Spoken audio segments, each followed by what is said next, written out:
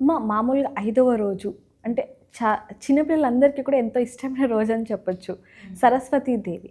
ఆ రోజు చాలా వరకు కూడా అమ్మవారి మండపాలలో పుస్తకాలు, పెన్నులు ఇవన్నీ కూడా పంచుతూ ఉంటారు. సో, ఆ రోజు అమ్మవారిని ఏ విధంగా పూజించాలి అంటారు?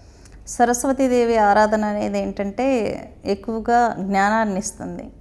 అమ్మవారి సిద్ధిని బుద్ధిని కలుగజేస్తుంది అన్నమాట. అమ్మవారు చాలా సాత్వికంగా జ్ఞానాన్ని ప్రసాదించే దేవతగా ఉంటుంది కాబట్టి ఇప్పుడు చాలామందికి బుక్స్ చదివినప్పుడు దాంట్లో ఉన్నటువంటి జ్ఞానాన్ని అర్థం చేసుకోలేరు, అంటే క్యాచ్ చేయలేరు. కొంతమంది ఒక్కసారి చూస్తేనే వెంటనే పట్టేస్తారు, ఎగ్జామ్స్లో రాస్తారు, లైఫ్ లాంగ్ కూడా ఆ కాన్సెప్ట్ వాళ్ళకి గుర్తుంటుంది. కొంతమంది ఇయర్ చేంజ్ అయిపోయారు అనుకోండి, ముందు ఇయర్ సబ్జెక్ట్ అడిగితే వాళ్ళు చెప్పలేరు అనమాట. ఇంకంతే, పబ్లిక్ ఎగ్జామ్స్ అయిపోయిందా ఇంక వాళ్ళకి సబ్జెక్ట్ గుర్తుండదు.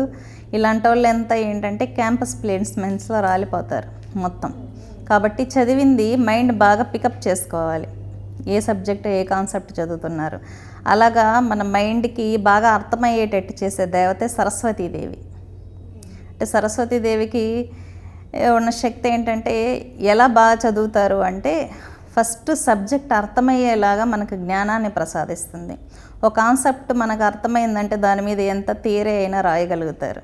కాబట్టి మంచి నాలెడ్జ్ పిల్లలకి రావాలి అనుకుంటే సరస్వతి ఆరాధన బాగా చేయాలి. అమ్మవారికి సాత్వికమైనటువంటి ద్రవ్యాలు, పాలతో చేసినటువంటి పదార్థాలు, లేకపోతే మనము పులగమన్నం, మళ్ళా తర్వాత గూడాన్నం తర్వాత పరమాన్నం, ఇవన్నీ ప్రసాదాలు నివేదన చేయొచ్చు. ఎక్కువగా పాలతో చేసిన పదార్థాలు సరస్వతీదేవికి ఎక్కువగా ఇష్టపడుతుంది కాబట్టి అమ్మవారికి ఇవి నివేదన చేసుకోవచ్చు.